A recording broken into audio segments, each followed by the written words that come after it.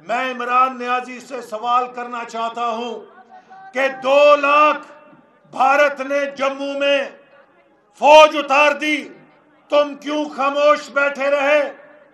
ہماری اطلاعات ہیں کہ ہمارے حساس اداروں نے عمران نیازی کو کہا کہ بھارت نے 2 لاکھ فوج اتاری ہے، بھارت کے ارادے خطرناک ہیں، آپ مسلمان ملکوں کا دورہ کریں، آپ باہر دنیا کو متوجہ کریں کہ دنیا بھارت کو اس جارحیت سے روکے۔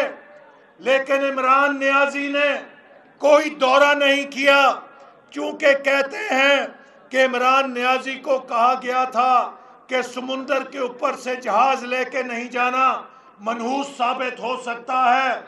تو عمران نیازی اس نحوست سے بچنے کے لیے اسلام آباد بیٹھا رہا اور بھارت کشمیر پہ قبضہ کرتا رہا۔